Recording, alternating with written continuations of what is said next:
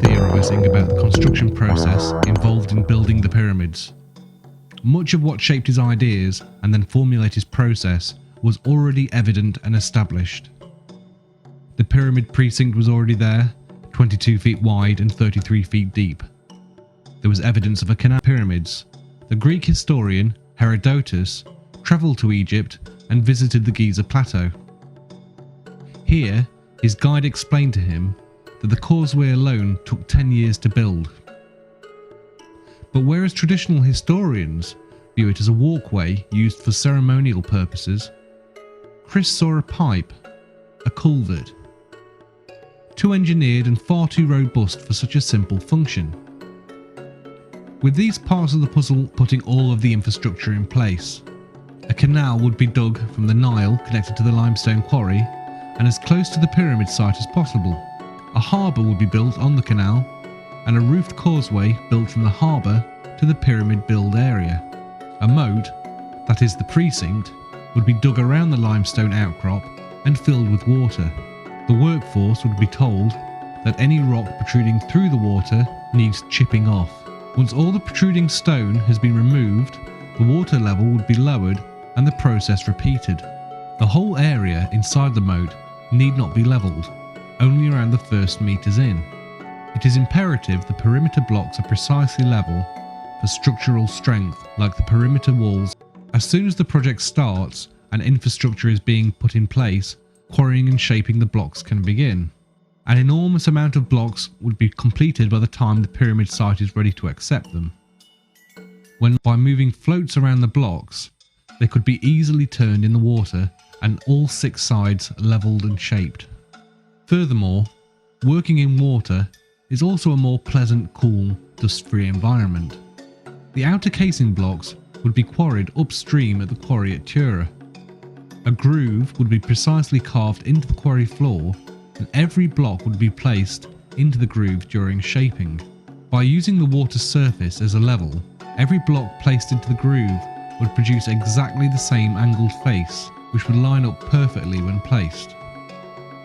The casing block angle can be checked by using a simple water level.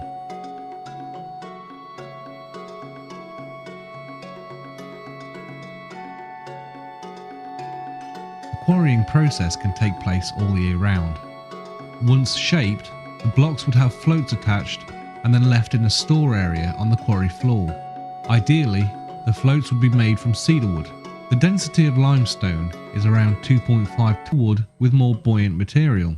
But then, as now, Egypt was not blessed with large forests and an abundance of timber, so the floats would be made from sealed papyrus matting wrapped around inflated animal skins. Papyrus grew in abundance, and the whole population knew how to work it, making everyday products from shoes to curtains with it. Papyrus buoyancy properties were well known and had been used for millennia to make simple rafts. Animal skins were commonly used to store liquids such as wine and water. When empty and inflated, they make excellent floats. By having the floats pre-attached to the blocks, they would float in the water, not on it, so saving thousands of man-hours trying to load the multi-ton blocks on top of unstable rafts. The blocks would require far less buoyant material to float them in the water due to the Archimedes principle of displacement. No blocks will be lost to the river floor due to capsizing, as any block floating low can just have more buoyancy attached. If floating a few tons of stone blocks seems improbable to you, then consider right now we have oil tankers. Begins, the Nile would rise and deepen the water in the quarry floor. Thousands of blocks would float up, ready for transportation. Multiple blocks could be roped together and using either men in simple reed boats or cattle on a towpath be dragged up towards the Giza harbour. Leading from the harbour all the way up to the pyramid precinct is a covered causeway. The causeway is like a water pipe and totally filled with water from bottom to top. The bottom of the causeway has two gates built into it. The lower gate is level with the water in the harbour, while the upper gate is around 8 metres further up the causeway at a much higher level. The higher gate is closed, sealing off the pipe and holding all the water in above. The lower gate can be closed and the upper gate opened. The blocks will then float upwards towards the water-filled precinct.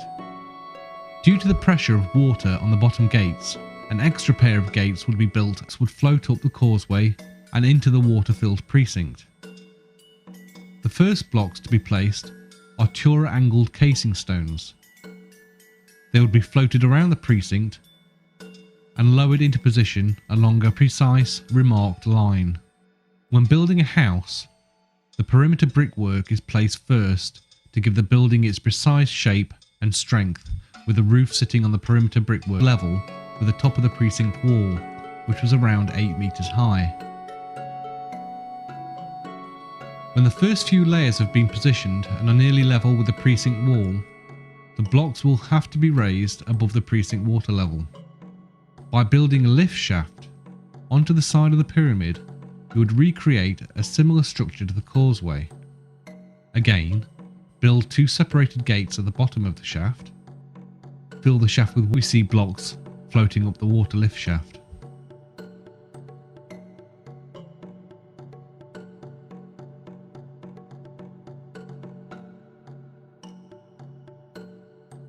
Water shaft, the waist side of a facing block would be used to create a perfect seal, as it already starts at the correct angle.